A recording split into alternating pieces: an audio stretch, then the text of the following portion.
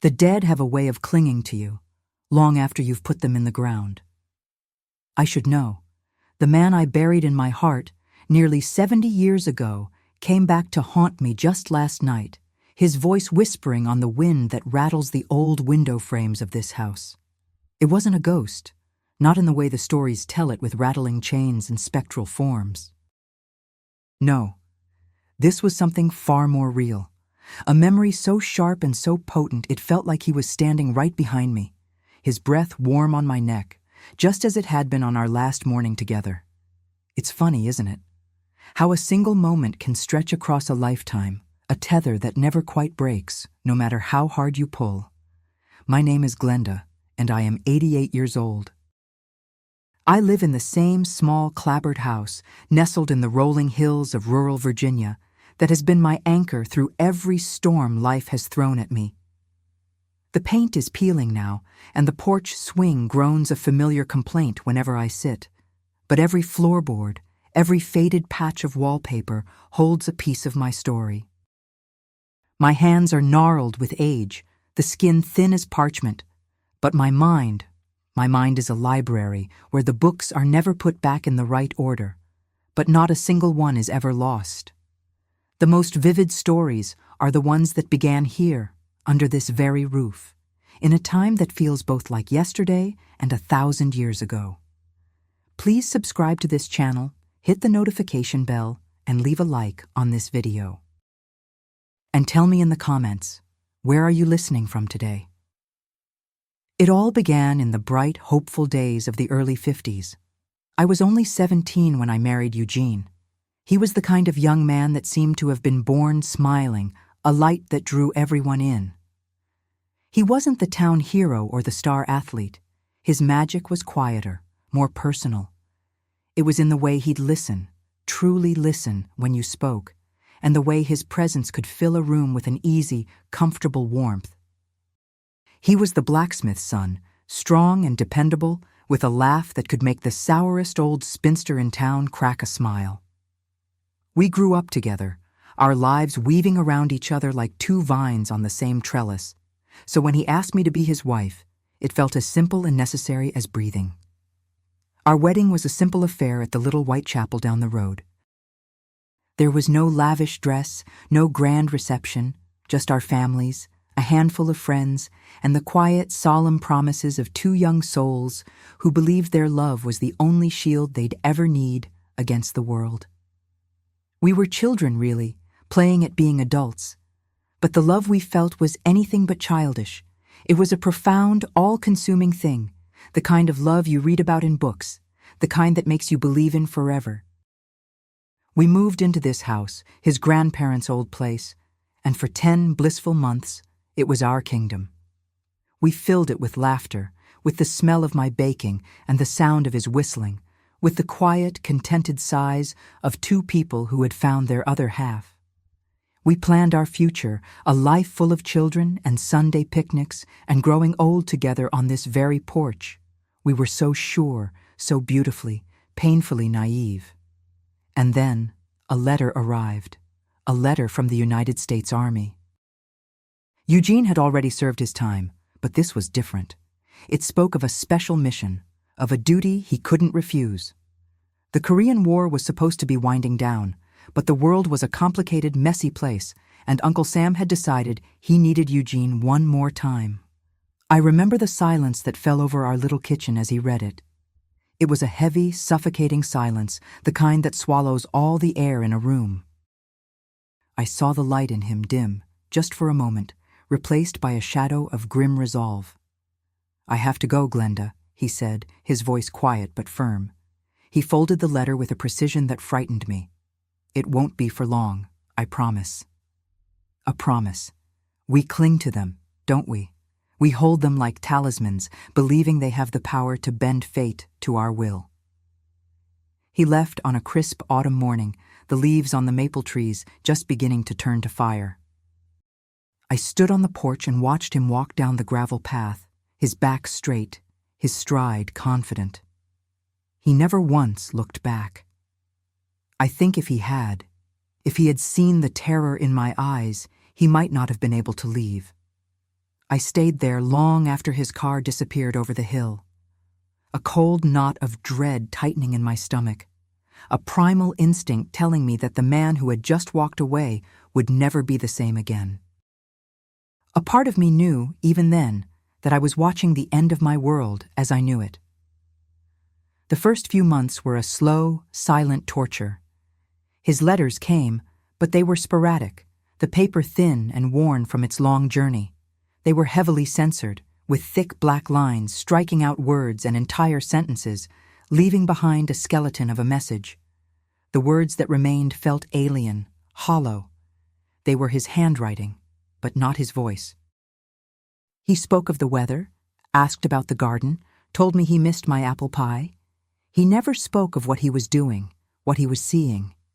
He couldn't.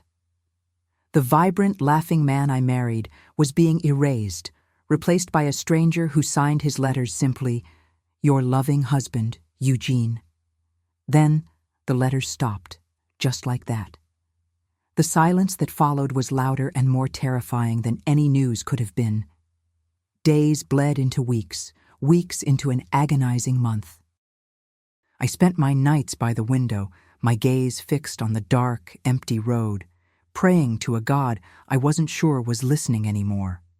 Every knock on the door sent a jolt of equal parts hope and terror through my veins. The knock that mattered came on a bright, cruel afternoon in May. The dogwoods were in full bloom, their white blossoms like a shower of confetti against a painfully blue sky. It was a day for celebrating life, not for having it ripped out from under you. An army officer stood on my porch, his uniform immaculate, his expression a careful, practiced mask of sympathy. He held his hat in his hands, twisting the brim. "Mrs. Scott?" he asked, though he already knew the answer. I could only nod, my throat closing up. "I regret to inform you," he began, and the rest of his words became a dull roar in my ears. I caught phrases, sharp-edged fragments that sliced into me. Missing in action, behind enemy lines, an operation gone wrong, presumed deceased. Presumed.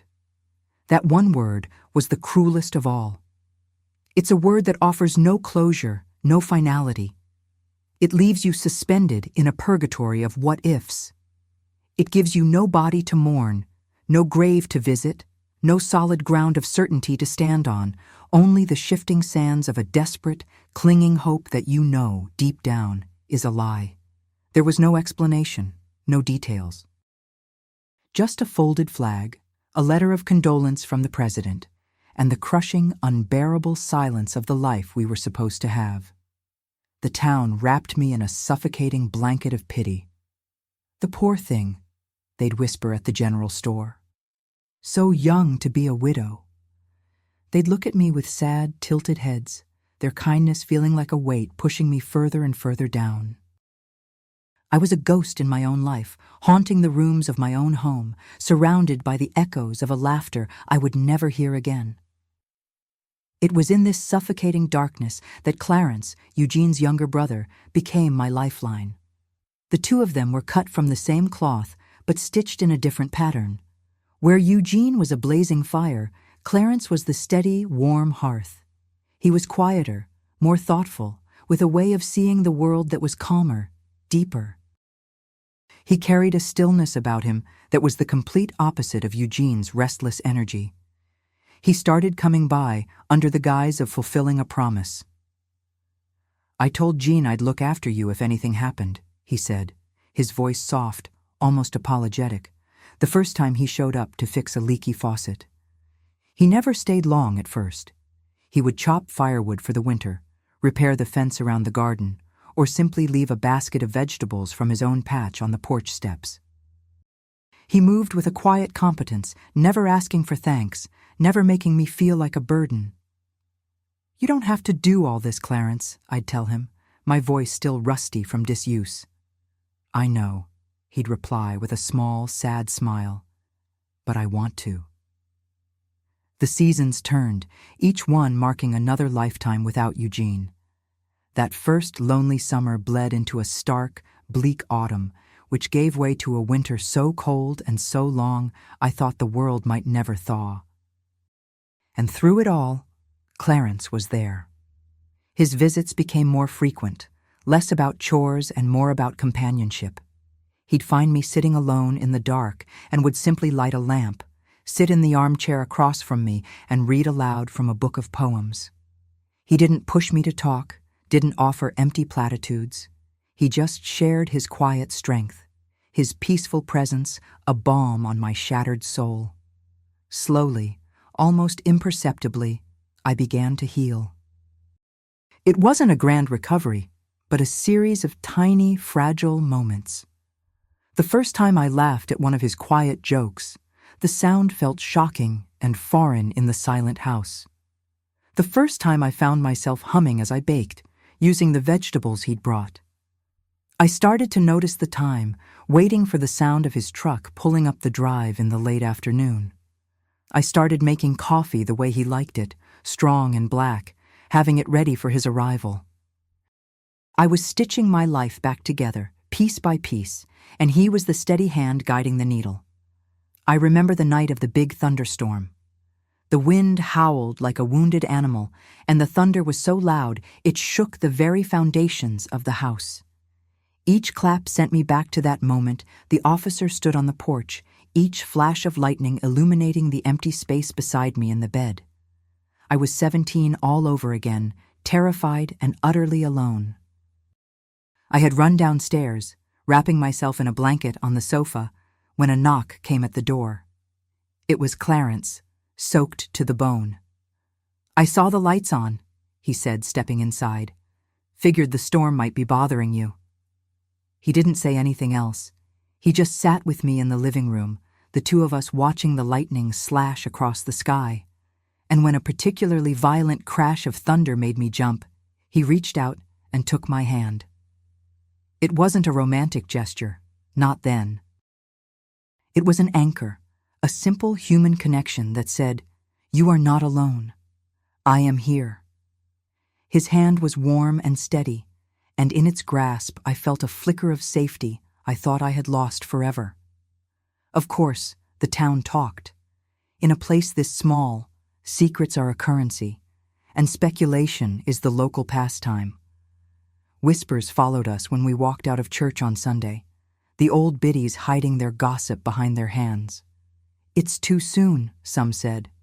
"It isn't right," tutted others. But we ignored them.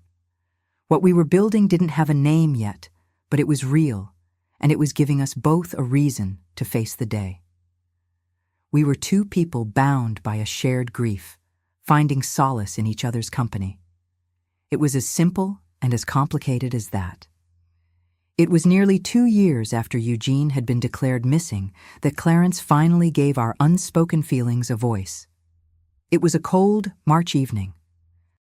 We were sitting at the kitchen table, the windows fogged from the steam of the beef stew simmering on the stove. The air was thick with all the things we had never said.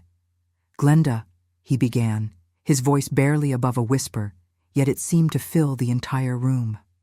I looked up from my spoon, my heart giving a sudden, nervous lurch. "I know you still love Eugene.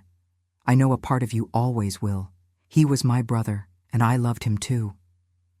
He paused, gathering his thoughts, his gaze steady and honest. "But I have to ask.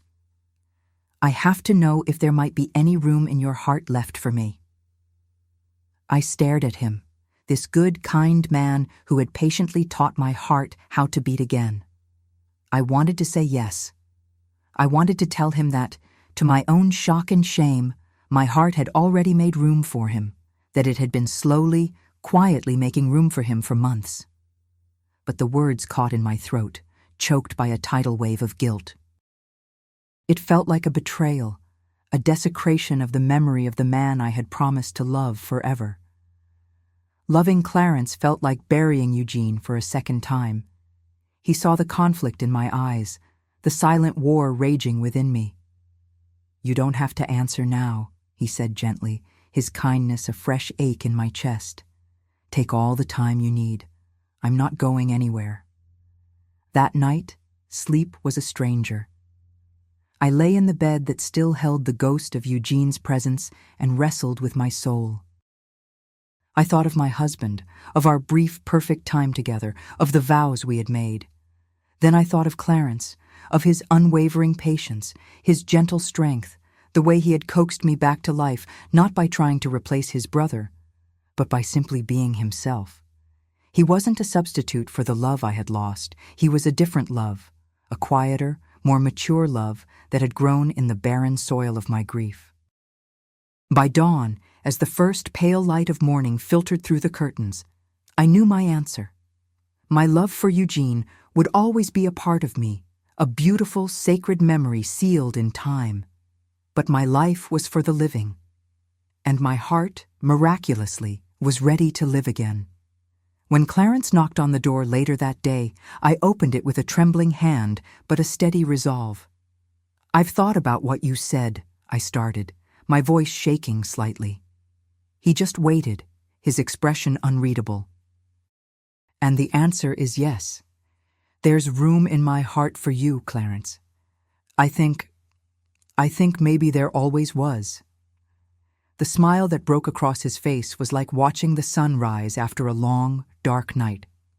And when he pulled me into his arms, I didn't feel guilt. I felt a profound, startling sense of peace. I felt like I was finally, after 2 long years, home. We didn't rush. Our new beginning wasn't a sudden fire, but the slow, deliberate return of warmth to a house that had been cold for too long. We let the town whisper, let the seasons turn, and slowly, carefully, we began to build something new from the wreckage of the old. There was no formal proposal, no ring, just a quiet understanding that grew between us, a shared acknowledgement that what we had was real and deserved to be lived. We started with small plans, the kind that anchor you to the future. We decided to replant the vegetable garden come spring, to finally fix the sagging shutter on the upstairs window, to take a trip to the lake on the first warm day of summer. They were simple dreams, but they were ours, and they felt more precious than gold. Slowly, the town's gaze began to soften. The whispers didn't vanish entirely, but they lost their sharp, judgmental edge. People saw the change in me. They saw me at the market, not just staring blankly at a list in my hand, but actually speaking with the baker, asking about his family. They saw me in church, my head held a little higher. The suffocating pity was replaced by a quiet, cautious acceptance. They were seeing me, Glenda, come back to life, and even the most hardened gossips seemed to find a small measure of peace in that. The true test, I knew, would be his mother, a woman of quiet faith and immense strength, who was now mourning the loss of one son while watching the other fall in love with his widow. For months, our interactions were polite but strained, her sorrow a tangible presence between us. Then one Sunday, after service, she invited me back to the family home for coffee, the same home where Eugene and Clarence had grown up. Clarence was there, but he stayed in the background, letting his mother and me have the space we needed. She poured the coffee into her best china cups, her hands steady. We sat in silence for a long moment, the ticking of the grandfather clock in the hall counting off the seconds of our shared, unspoken grief. Finally, she looked at me, her gaze direct and full of a profound sadness, but not judgment. "I see him in you, you know," she said softly. "The boy I raised. I see the light he brought back to your eyes." Tears welled in my own. "I feel so guilty," I whispered, the confession tearing from a place deep inside me. She reached across the table and placed her weathered hand over mine. "Grief is for the dead, Glenda. Life is for the living," she said, her voice firm but kind. "My boy, Eugene, he loved you more than anything. All he ever wanted was for you to be happy. He would not have wanted you to live in the shadows for the rest of your days. Clarence is a good man. He is my son, and he is a good man. He makes you happy. That is all a mother can ask for." In that moment, a great weight I hadn't even fully realized I was carrying lifted from my shoulders. It was a blessing, an absolution. It was permission to be happy, given by the one person whose judgment I had feared the most. When Clarence drove me home later, I held his hand, not with the hesitant touch of our early days, but with the sure, steady grip of a woman who was finally ready to claim her future. But the past is a stubborn ghost. There were nights I'd wake up in a cold sweat, Eugene's laugh echoing in my dreams. I'd look at his photograph on the mantelpiece, the one of us on our wedding day, so young and unaware, and a wave of such intense sorrow would wash over me that it left me breathless. I loved Clarence with a depth that surprised me, a quiet, steady love that was the bedrock of my new life. But my love for Eugene hadn't died. It had simply been enshrined, a perfect, painful monument in the private chapel of my heart.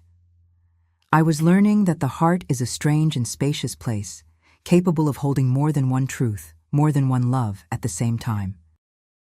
We were building our new life on a fault line, and we were blissfully, foolishly unaware of the cataclysm brewing just beneath our feet. It happened on a Tuesday night in May, almost 3 years to the day that the officer had come to my door. The air was warm and smelled of honeysuckle from the bushes climbing the porch railing. I was in the kitchen, humming to the radio, while Clarence sat at the table, sketching out a plan for the new rose bushes he wanted to plant for me along the fence. The scene was so perfectly, peacefully domestic, it could have been a painting. We were talking about names for a dog we hoped to get, laughing as we debated the merits of Buddy versus Scout. The world outside our little house, with all its wars and sorrows, felt 1,000,000 miles away. That's when we heard the knock.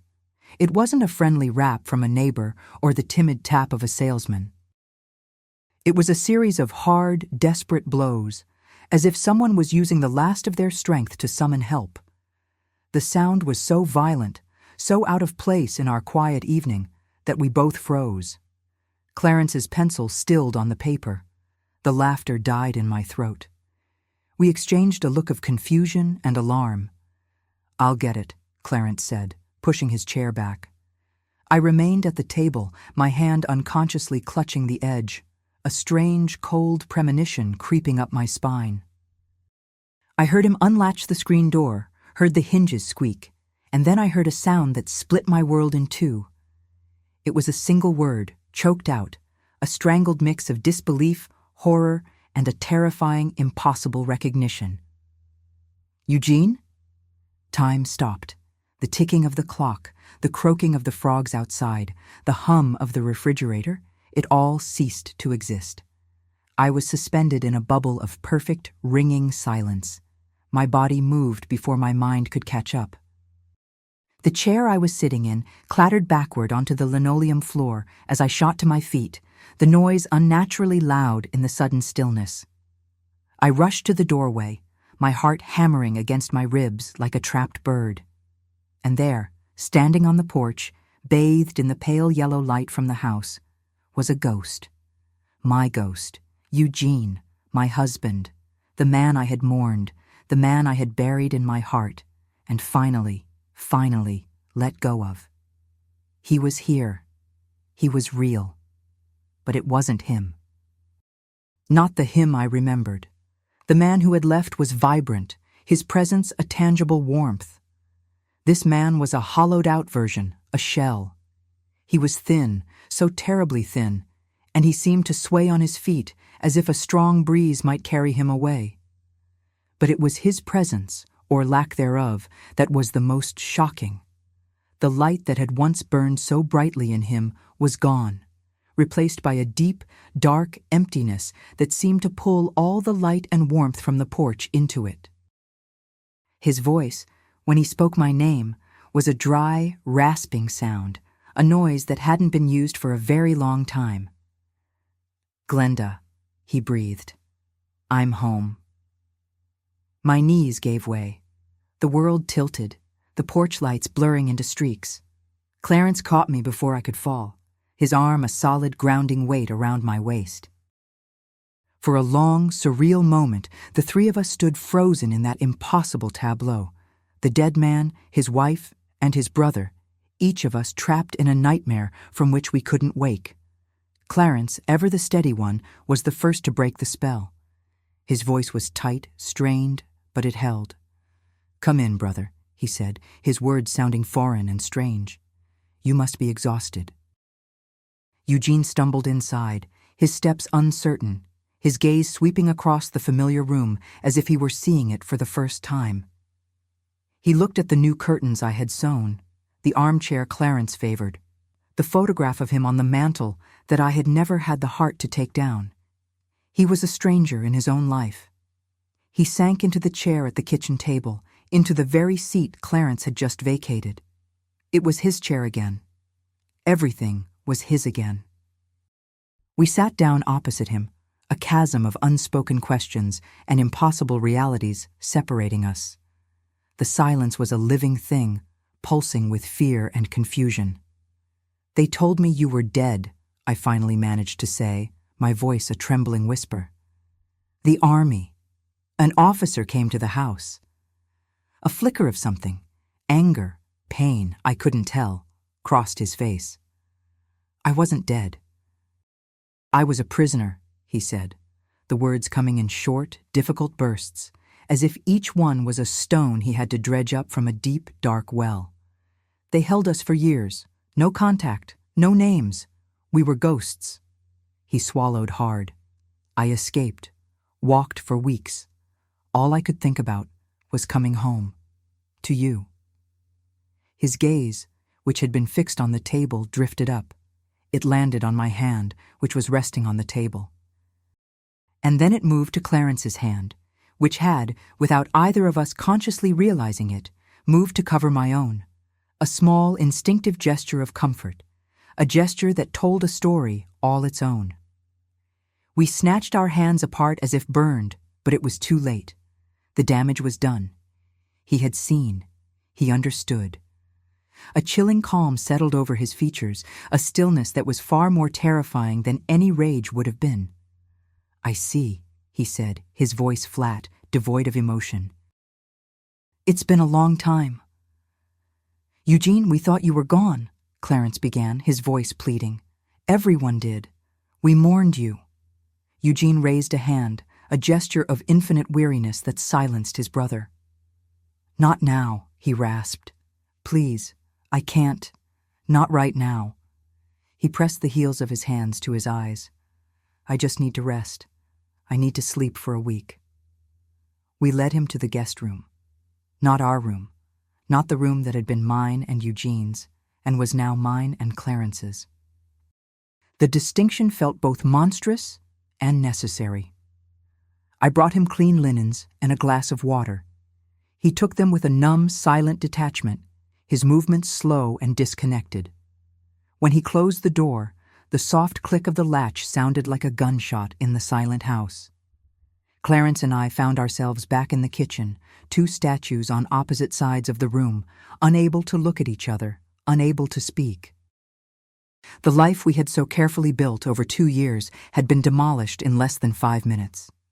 Everything was broken, and we had no idea how to even begin to pick up the pieces. "What do we do now?" I whispered into the suffocating silence. Clarence finally looked at me, his face a mask of agony, his eyes reflecting the storm of impossible emotions raging inside him. He shook his head slowly. "I don't know, Glenda," he said, his voice raw with pain. "I don't know. He's my brother. And he's your husband." That night, neither of us slept. We sat in the kitchen, the lights off, speaking in hushed, broken sentences as we tried to make sense of the senseless. As the first gray light of dawn began to creep through the window, we came to a silent, exhausted agreement. We would wait. We would give him time to rest, and then we would face this, together, one day at a time. We were so naive. We thought the worst had already happened. But the man who had stumbled into our home last night was just a soldier, exhausted and broken by the horrors of war. The person who woke up the next morning was someone else entirely. As I stood in the hallway, listening to the unfamiliar sounds coming from the guest room, a cold dread washed over me, a feeling of absolute certainty that the ghost we had let into our house had not come back to reclaim his life. He had come back to burn ours to the ground. The true nightmare, I realized with a chilling clarity, was only just beginning. The first morning after his return felt like waking up in a stranger's house. For a fleeting, merciful moment in the haze between sleep and awareness, I believed the night before had been a monstrous dream. But the low murmur of voices from the kitchen, Clarence's calm, measured tone, and another, a rougher, unfamiliar sound, pulled me back to our new, fractured reality. I got dressed with numb fingers, my movements slow and deliberate, trying to build a wall inside my mind, to prepare myself for whatever came next. When I entered the kitchen, the scene was one of surreal domesticity. Clarence was at the stove, making coffee, his back to the room.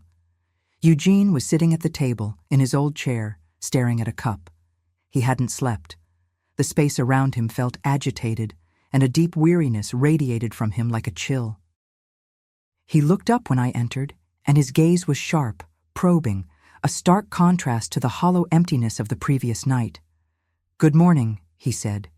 His voice tried for normality but failed, the edges frayed with a tension that made the air in the room feel thin and sharp. "Morning," I replied, my voice barely a whisper. I busied myself at the counter, my hands trembling as I took out the skillet to make breakfast. The simple, familiar task felt alien, a pantomime of a life that no longer existed. "Clarence was just telling me he's a schoolteacher now," Eugene continued, his eyes fixed on his brother's back. "Big man in town, shaping young minds." There was an edge to his words, a faint, almost undetectable layer of sarcasm. Clarence turned, placing a mug of coffee in front of his brother. "It's a good job," he said evenly, ignoring the undertone. "I like it." He then brought a mug to me, his fingers brushing mine for a fraction of a second. It was a small, comforting gesture, but I saw Eugene's eyes narrow, tracking the movement. A cold knot formed in my stomach. Breakfast was an exercise in swallowing tension along with our food. We spoke of inconsequential things: the weather, the church bake sale, the failing engine in the postman's truck. Eugene said little, but he watched. He watched everything. He watched the way Clarence and I carefully avoided looking at each other. He watched the way I instinctively knew where the sugar was without looking. He was a detective in his own home, searching for clues to a life he'd been absent from, gathering evidence of a betrayal he was only beginning to comprehend. To keep the fragile peace, Clarence left soon after we ate, claiming he had to prepare for his classes. The moment the door closed behind him, the atmosphere in the house shifted, the buffer between us gone. I was alone with my husband, the ghost. The days that followed were a delicate, exhausting dance on a razor's edge. Clarence, in an unspoken agreement to give us space, began staying at his mother's house. Eugene and I were left to navigate the ruins of our life together. He made an effort, I'll give him that. He tried to fall back into old rhythms, attempting to help in the garden or fix the loose hinge on the kitchen cabinet. He would talk about the future, about expanding the house, about planting an apple orchard, as if he could build a new life over the old one with sheer force of will. But these were just moments, brief flashes of the man he used to be. The rest of the time, he was a stranger. He'd fall into long, unnerving silences, staring at nothing. His mind a million miles away, in some dark, terrible place I couldn't imagine.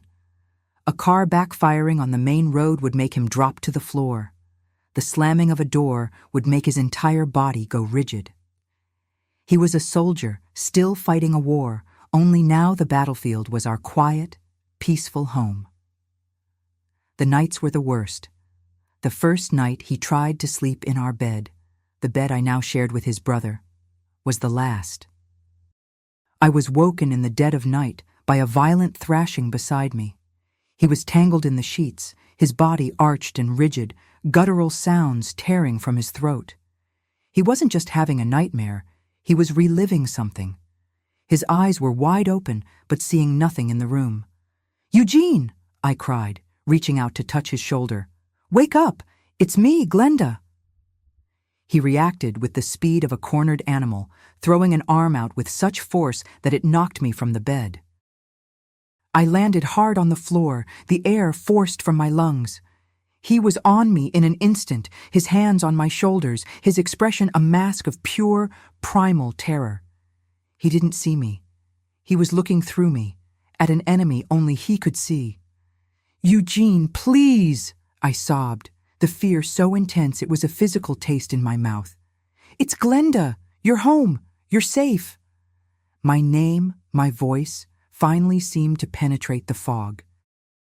He blinked, and the wildness in his eyes receded, replaced by a dawning, horrified recognition. "Glenda?" he whispered, his voice small and lost, like a child's. He scrambled back, away from me, his hands shaking. "Oh, God, I thought you were... I'm sorry. I'm so sorry."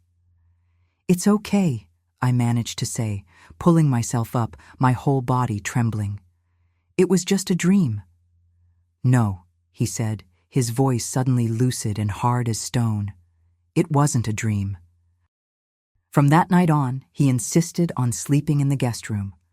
"It's better this way," he said with a finality that brooked no argument. "I don't want to hurt you." It was presented as an act of protection, but it felt like another wall being built between us, another part of our shared life being sealed off. Our home was becoming a house of separate, silent rooms.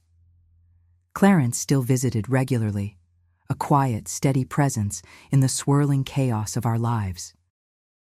He and Eugene would talk, reminiscing about their childhood, sharing stories from before the war. In those moments, I would see glimpses of the old Eugene, a flicker of light in the shadows, as if his brother's presence was the only thing that could tether him to the man he used to be. But the peace was so fragile, a soap bubble waiting to be popped. One evening, the three of us were having dinner, a forced imitation of family life. Clarence was telling a funny story about one of his students, and I had just allowed myself to relax, to feel a sliver of normalcy. As I reached for the salt, my hand bumped my water glass. It tipped, falling to the floor with a loud, shattering crash. The transformation in Eugene was instantaneous and absolute. One moment he was my husband, the next he was a soldier. He launched himself backward from the table, his chair flying across the room. He was crouched low, his eyes wild and scanning the corners of the kitchen for a threat. His hands were searching his sides, fumbling for a weapon that wasn't there. "Eugene, it's all right," Clarence said, his voice calm but firm, his hands raised in a placating gesture. "It was just a glass. Glenda just dropped a glass." Eugene stared at him, breathing in harsh, ragged gasps. For a long, terrifying moment, I don't think he saw his brother. He saw a stranger, a potential enemy. Then, slowly, painfully, the present seemed to bleed back into his awareness. He blinked several times, and the soldier receded, leaving my husband in his place, trembling and ashamed. "I'm sorry," he mumbled, righting his chair with shaking hands. He wouldn't look at either of us. For a second, I thought I was back there. Neither of us asked where there was. We didn't have to. It was a place he visited every night in his dreams, a place that had claimed a part of him that would never come home. After that incident, the tension in the house coiled even tighter. A new, more poisonous element began to seep into our lives, Eugene's jealousy. It started subtly. I noticed the way he watched Clarence, his gaze lingering whenever his brother was near me. It was a look of intense, possessive scrutiny. He never said anything, but I could see it in the tightening of his jaw, the way his hands would clench into fists at his sides. One morning, Clarence stopped by to drop off our mail, which he'd picked up at the post office for us. He and I stood on the porch for a few minutes, talking in low voices. "How is he today?" Clarence asked, his concern a constant quiet hum beneath the surface of our lives. "The same," I sighed, glancing back toward the closed front door. Quiet. Lost. I'm worried, Clarence. Sometimes I look at him, and the man I married just isn't there. War does that to a person, he said gently. It hollows them out. You have to give him time. And us? The question slipped out before I could stop it, a desperate plea from a part of me I was trying to keep buried. What happens to us? His face tightened with a familiar, shared pain. Glenda, he's my brother. He's your husband. I know, I whispered, the words tasting like ash. But what we had, it was real, he finished for me, his voice full of a sorrow that mirrored my own. But he needs us now, both of us. We didn't hear the screen door open until Eugene's voice cut through the quiet morning air, as calm and cold as ice. Am I interrupting something? I whirled around, my heart leaping into my throat. He stood in the doorway, his arms crossed, his expression a blank mask that concealed whatever was raging beneath. Eugene, we didn't hear you, I stammered. Clearly, he said, his gaze shifting from me to Clarence and back again, cold and assessing. What were you two discussing so intently? I was just asking Glenda how you were feeling, Clarence replied smoothly, his demeanor calm, giving nothing away. She said you had a better night. Eugene stared at him for a long moment, a silent battle of wills passing between the two brothers. I slept fine, he finally said. Thank you for your concern, brother. He imbued the last word with a chilling weight, turning a term of endearment into something sharp and accusatory. Well, Clarence said, forcing a brightness into his tone, I should get going. I'll see you both later. He gave me a quick, worried glance and then walked to his truck. I watched him drive away, a sudden, acute feeling of vulnerability washing over me. I was alone on the porch with this new, unpredictable Eugene. That evening, he was different. He was almost the man I remembered. He cooked dinner, he told stories from his childhood, he asked about my life while he was gone. It was a performance, a desperate, concerted effort to reclaim a normalcy that was gone forever. But beneath the surface, the tension was a coiled snake. When the conversation finally turned to Clarence, the mask slipped. My brother seems to have taken very good care of you in my absence, he said, his tone light, but his knuckles were white where he gripped his wine glass. He kept his promise to you, I answered carefully. He looked after me. Yes, Eugene mused, staring into the dark red liquid. He did more than that, didn't he? You two became close. I didn't know what to say. A lie felt like a betrayal to Clarence, but the truth felt like a weapon I was handing to Eugene. We were both grieving, I said finally, my voice low. We were both alone. I understand, he said, placing his glass down with exaggerated care. I truly do. 3 years is a long time, and I don't blame you, Glenda. I don't. He got up and began to pace the kitchen, his movements restless, caged. When I was over there, the only thing that kept me alive was thinking of you, of this house, of our life. It was the one clean thing in a world of filth. He stopped and turned to face me. And now I'm back, and everything is tainted, everything is broken, and I don't know how to fix it. We can try, I said, rising and going to him. We can try together. I reached out and placed a hand on his arm. He didn't flinch away as he usually did. Instead, he looked at me with an intensity that stole the air from my lungs. Do you still love me, Glenda?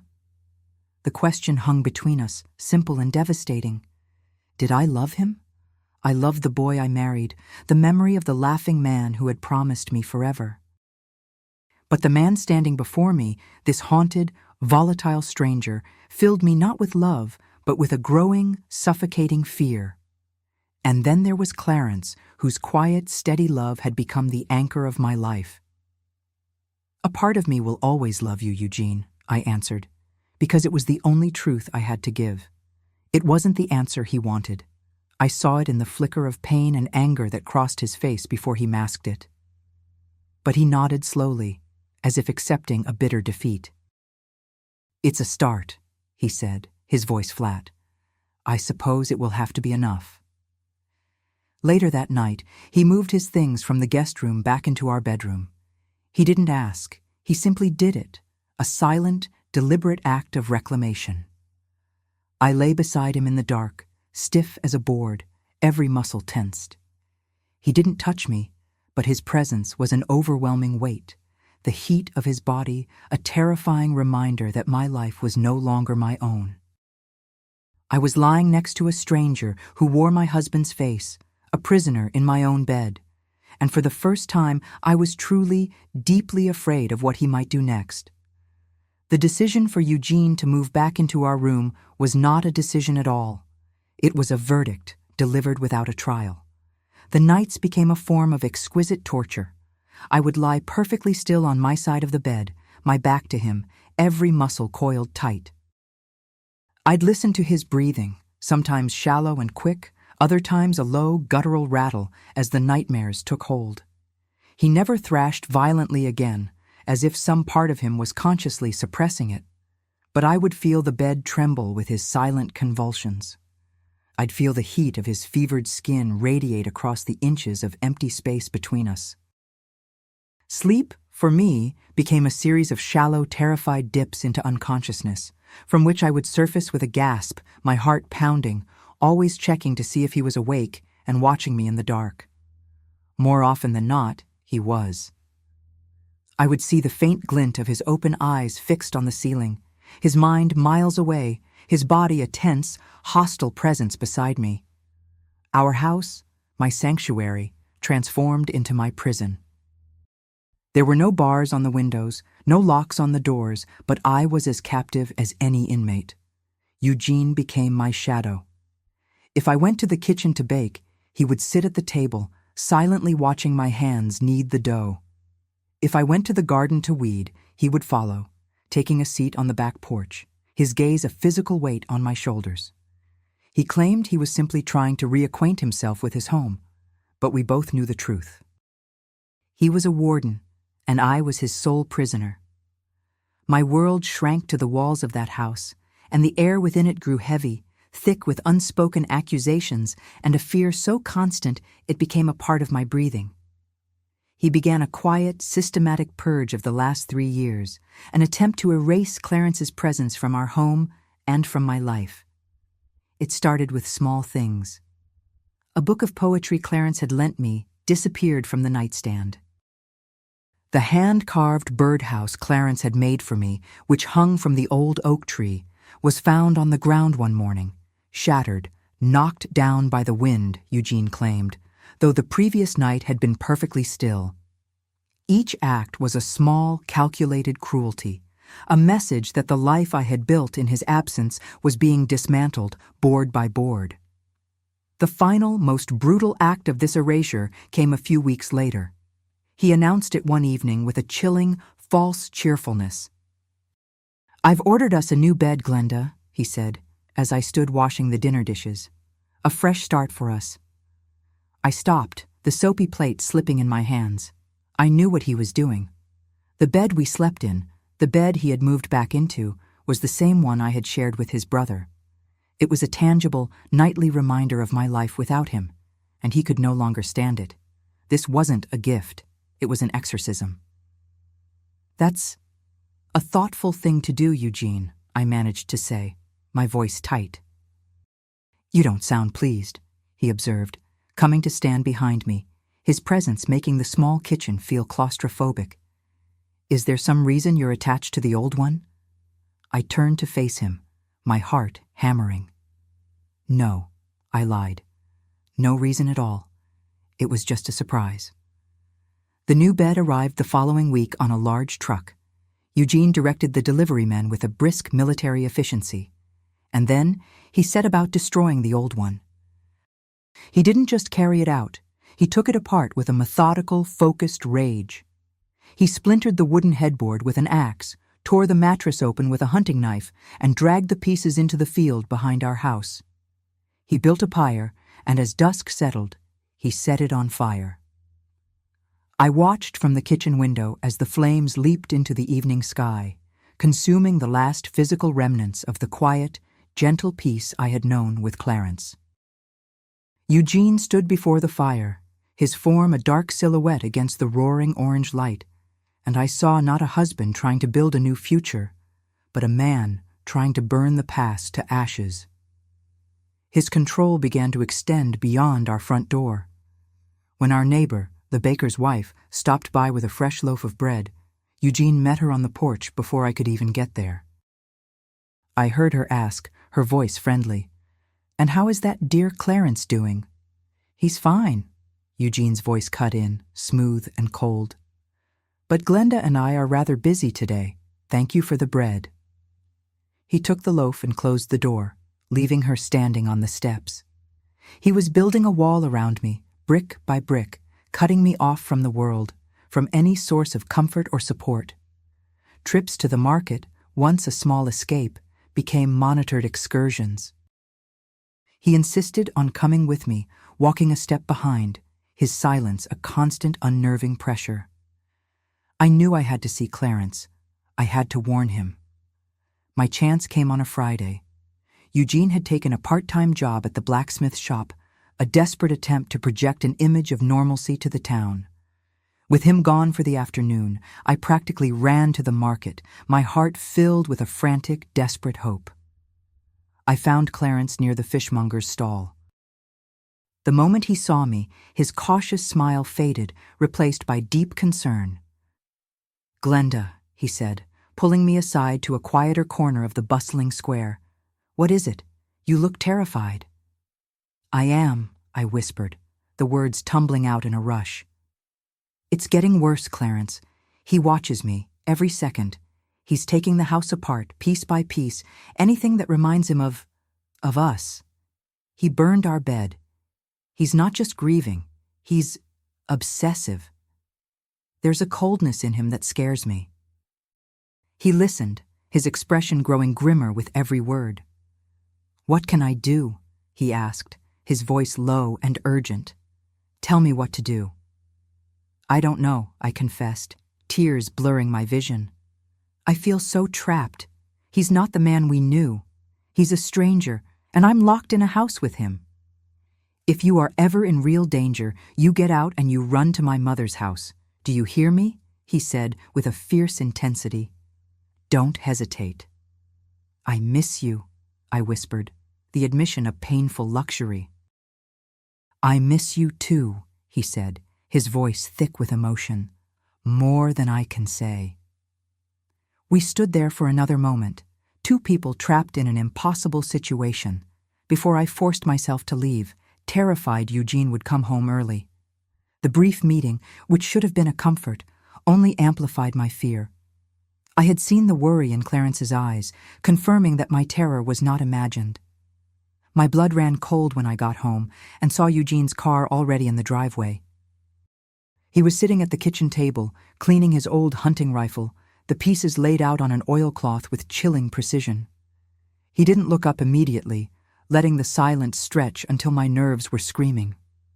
"You were gone a long time just to get some flour," he said, his voice unnervingly calm as he wiped down the barrel of the gun. "There was a line at the store," I lied, my voice shaking. "Is that so?" he continued in that same flat tone. "Because I got off work early.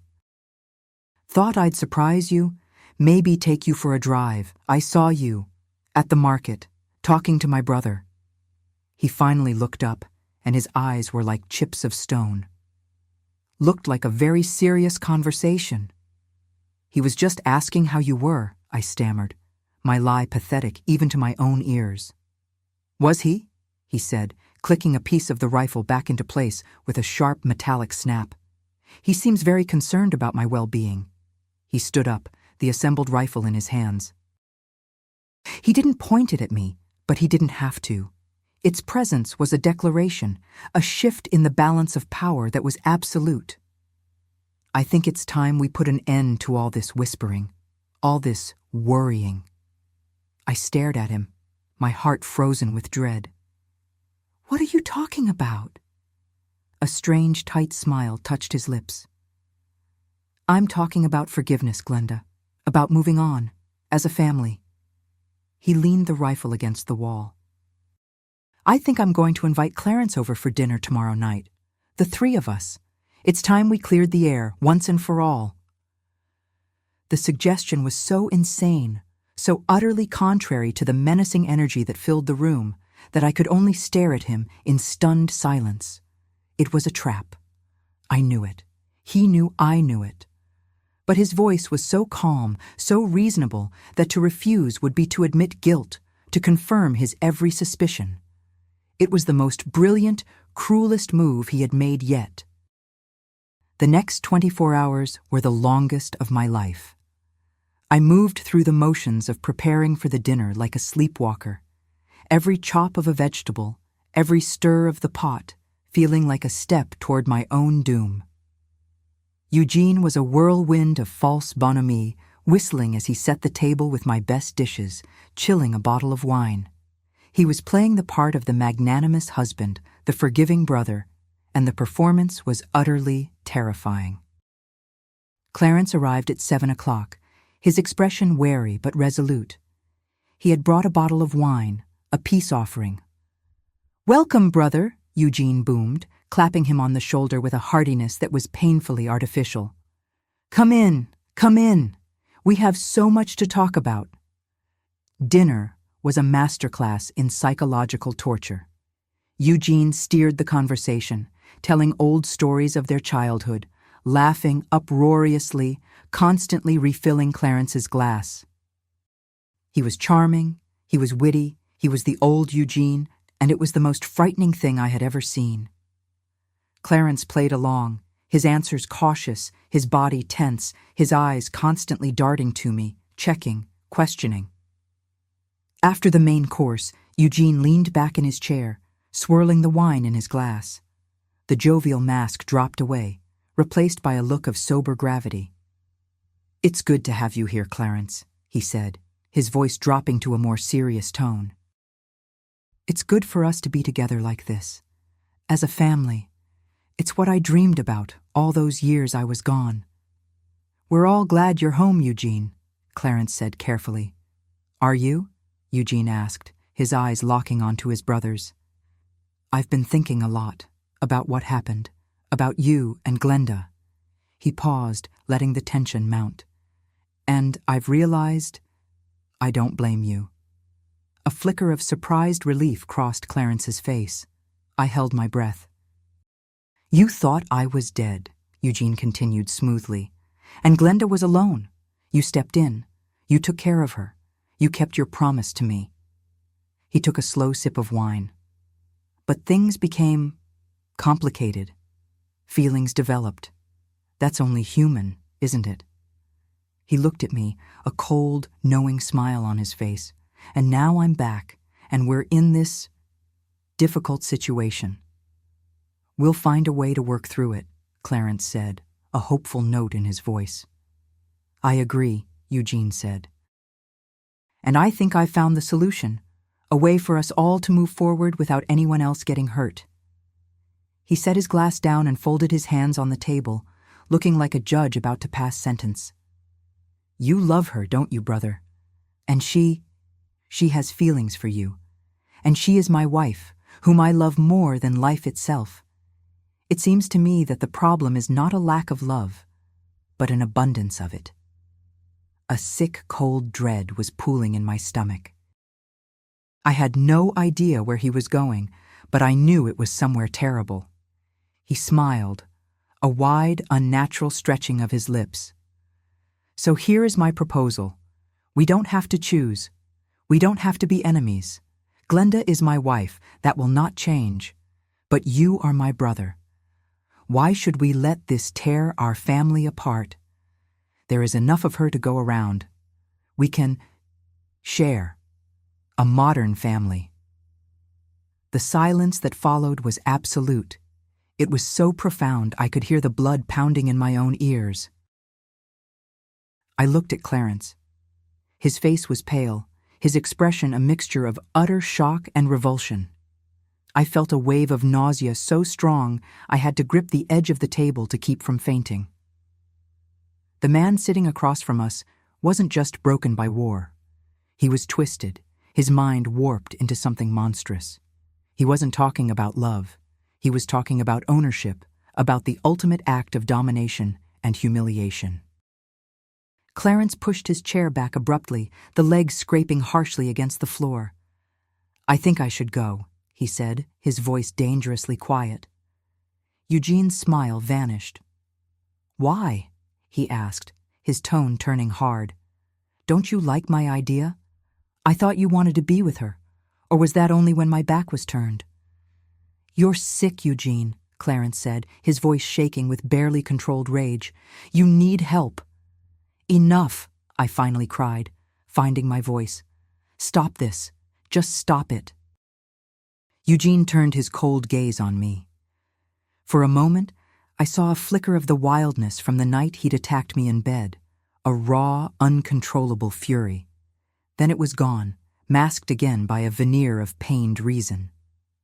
"You're right," he said, passing a hand over his face. "I'm sorry. The wine. I don't know what I was saying." He turned to his brother. "Forgive me, Clarence. I'm not myself." But the mask had slipped. We had both seen the monster. Clarence stood there for a long moment, then gave a curt nod. "I have to go," he repeated. Eugene walked him to the door, placing an arm around his shoulders in a grotesque parody of brotherly affection. They spoke in low tones I couldn't make out, and then Clarence was gone. When Eugene turned back to me, his face was calm, but his eyes were burning with a cold, terrifying fire. The performance was over. "He's a good man, my brother," Eugene said quietly, beginning to clear the plates. "He just doesn't understand sacrifice." He looked at me, and the last of my hope died. "But you and I do, don't we, Glenda? We know that sometimes to make things right, you have to cut out the diseased parts. You have to prepare the soil for something new to grow." That night, I lay awake, listening to his steady breathing, my mind replaying his words. Prepare the soil. Cut out the diseased parts. The next morning, I woke at dawn to the rhythmic sound of a shovel striking the earth. I went to the window, my heart seizing with a nameless primal terror. In the pale morning light, in the field behind our house where he had burned the bed, Eugene was digging. He was digging a hole. It was long and narrow, and with each shovelful of dark, rich earth he threw aside, I knew with horrifying certainty that he wasn't preparing the soil for a new tree. He was digging a grave. My blood turned to ice in my veins. It wasn't a turn of phrase. I felt a literal, physical cold spread through my limbs, rooting me to the spot. The hole was undeniably a grave. The methodical, rhythmic scraping of his shovel was the sound of a countdown, the ticking of a clock towards an unthinkable end. My mind, which had been paralyzed with fear for weeks, suddenly kicked into a state of sharp, cold clarity. Panic was a luxury I couldn't afford. Hysteria would get me killed. I had to think. I looked at the clock on the kitchen wall, 6:15. My mind raced, sifting through the routines of our small town, searching for a lifeline. And then it came to me, Mrs. Gable, a sweet, elderly widow who lived down the road.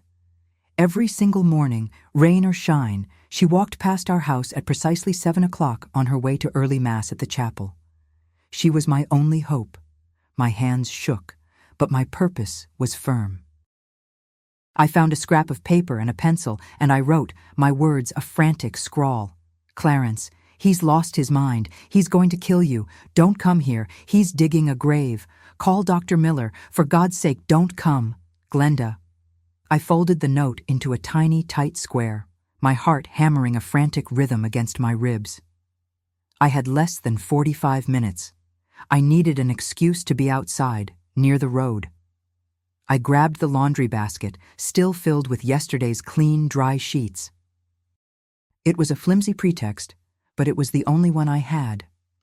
I walked out the back door, forcing myself to move slowly, naturally. Eugene paused in his digging and looked up, his face slick with sweat in the cool morning air. "You're up early," he said, his voice devoid of any emotion. "Couldn't sleep," I replied, trying to keep my voice from trembling. "Thought I'd get the laundry folded before the day gets away from me." He seemed to accept this, grunting in response before turning back to his grim work. I walked to the clothesline at the side of the house, a spot that was agonizingly close to the back field, but mercifully also visible from the road out front.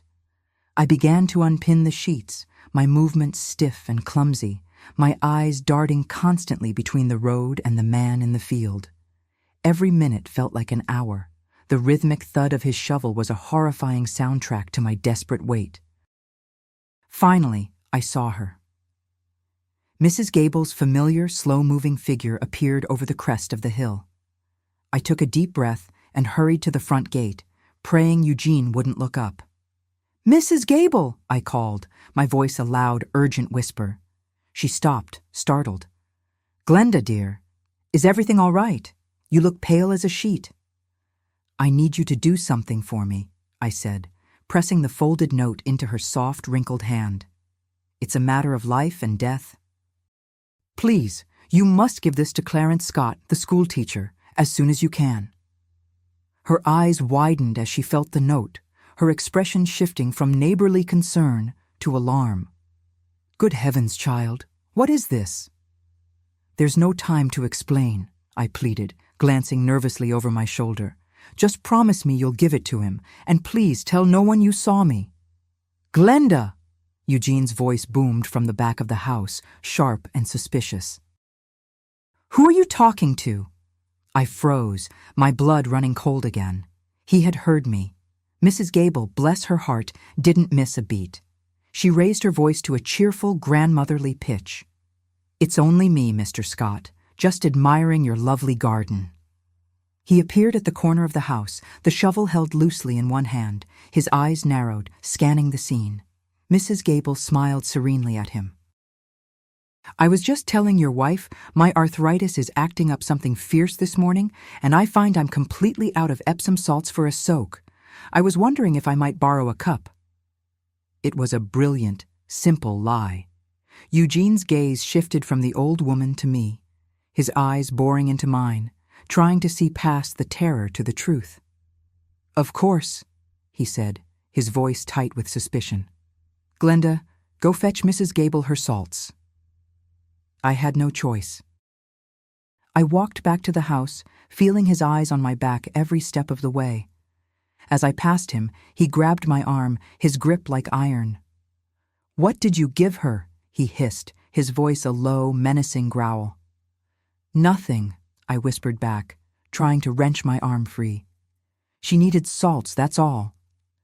He held me for a second longer, his suspicion a palpable force, before letting me go.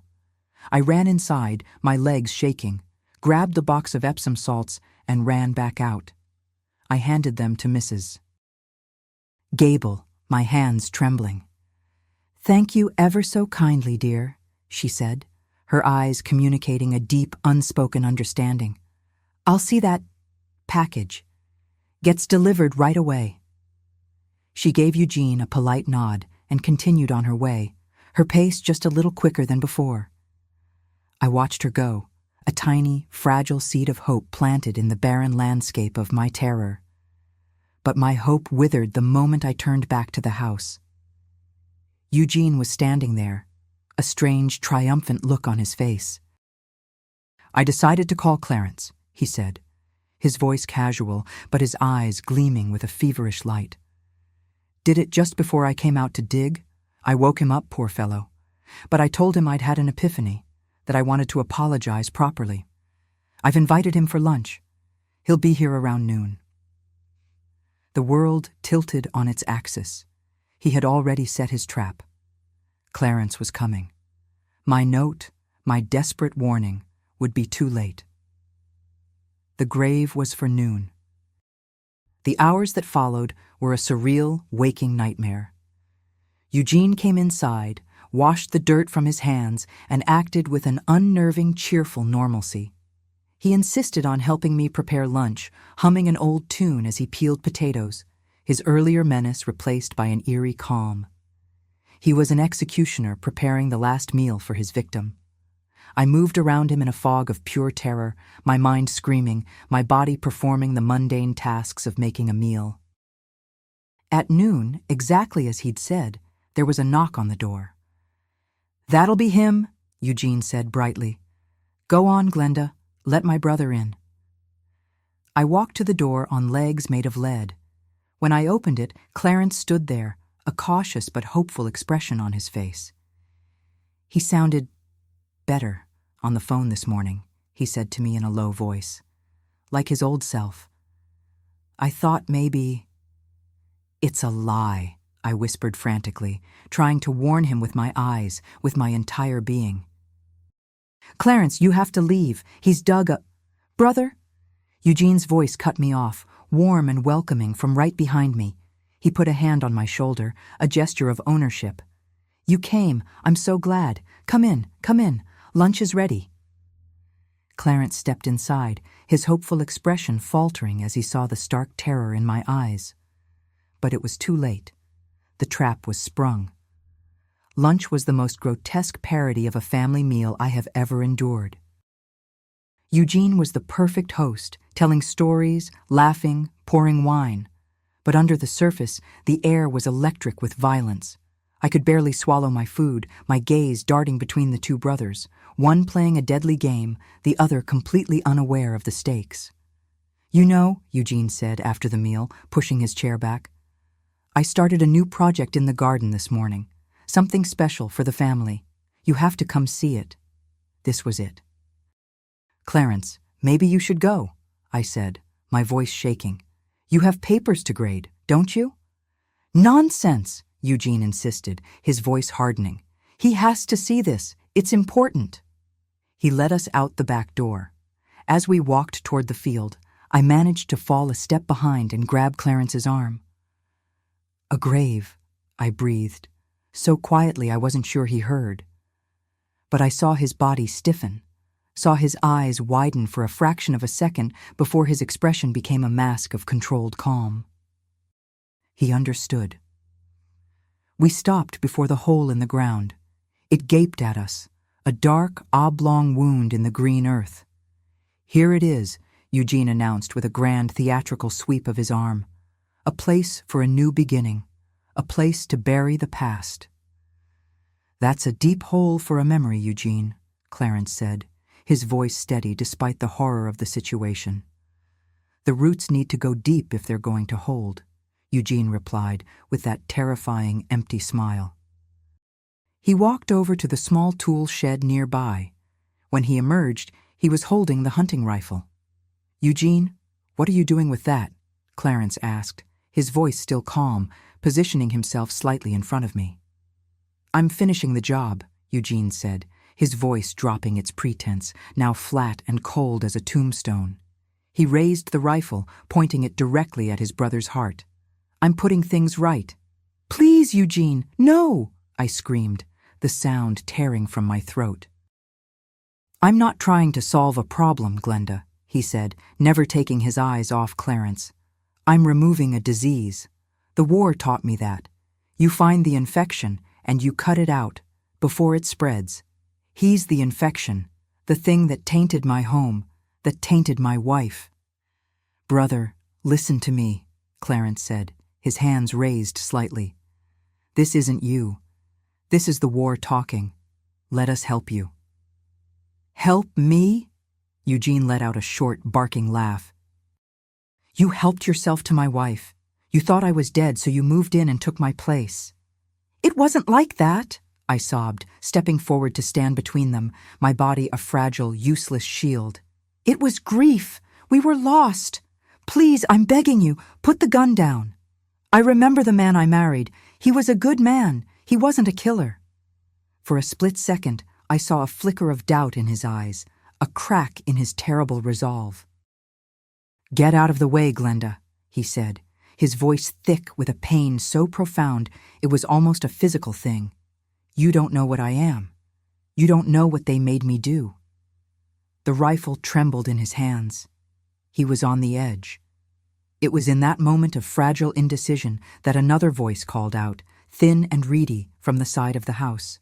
"Hello? Glenda, dear? I brought back your salts." Mrs. Gable. She hadn't gone to church. She had seen the truth in my terror. Behind her, 2 other figures appeared. Dr. Miller, his black bag in hand, and our town sheriff. Eugene's head snapped toward the sound, his concentration shattered. The momentary distraction was all Clarence needed. He lunged, a blur of motion, grabbing the barrel of the rifle and shoving it skyward. The 2 brothers grappled for the weapon, a desperate, silent struggle of life and death. I screamed as they stumbled, their bodies locked together. The rifle went off. The explosion was deafening, a single violent crack that echoed across the hills. For one eternal second, the world stood still. Then, both men collapsed to the ground. Chaos erupted. The sheriff was shouting. Dr. Miller was running toward the bodies, and Mrs. Gable was pulling me into her arms, her own body trembling.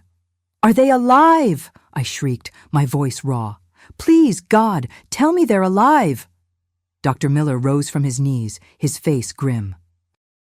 "They're alive," he said, and the relief was so overwhelming my legs buckled. "Clarence has a wound on his arm. The shot just grazed him. Eugene is unharmed, physically." I looked past him. Clarence was sitting up, clutching his bleeding arm, but his eyes were clear, lucid, alive.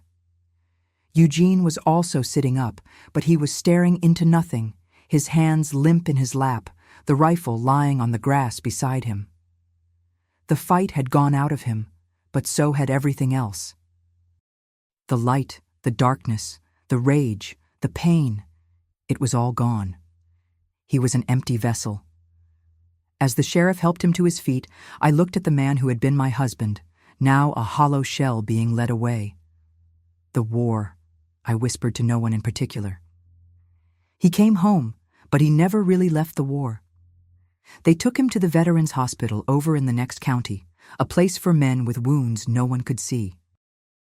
I watched the ambulance drive away, and I felt not hatred, not anger, but a deep, cavernous sorrow for the boy I had loved, for the man he had become, and for the life that had been stolen from us all. Clarence stayed with me, his arm bandaged. That night, and for many nights after, we didn't speak of the future. We simply sat in the quiet, wounded house, 2 survivors adrift in the wreckage. The healing was a slow, painful process. It took years. I visited Eugene every Sunday. For the first year, he didn't speak. Then, slowly, he began to come back, piece by agonizing piece. He never fully recovered, but one afternoon, almost 5 years after that terrible day, he took my hand. "He's a good man, Clarence," he said, his voice clear. "You be happy, Glenda. It's all I ever really wanted." It was the greatest gift he could have given me, my freedom. Clarence and I rebuilt our lives, not on the ruins of the old one, but on new ground. Our love was different now, tempered by tragedy, forged in fire. It was quieter, deeper, and unshakable. We grew old together in this house, filling the rooms once more with a gentle, peaceful quiet. Eugene lived out his days at the hospital, finding a measure of peace in its structured tranquility. He passed away in his sleep 20 years after his return. We buried him in the churchyard, under a young cherry tree, a symbol of a peace he had never found in life. Clarence has been gone now for 3 years. The quiet in this old house is different again, a silence of loving memory, not of fear. I am old, my body is failing, but my spirit is not broken. I survived. We survived. The war took so much from us, our youth, our innocence, a husband, a brother. But it couldn't take everything. It couldn't extinguish the stubborn, resilient flame of hope, of love, of the will to build a life from ashes. Thank you for listening to me today, for allowing me to share with you this intimate chapter of my life. If my story has touched you, please don't hesitate to leave a like on this video and subscribe to this channel to discover other testimonies like mine. And please, share it, because who knows? Maybe someone going through a similar trial right now will find the courage to keep searching, to hope, to believe in the impossible. Tell me in the comments, where are you listening from today? Thank you from the bottom of my heart for listening to me.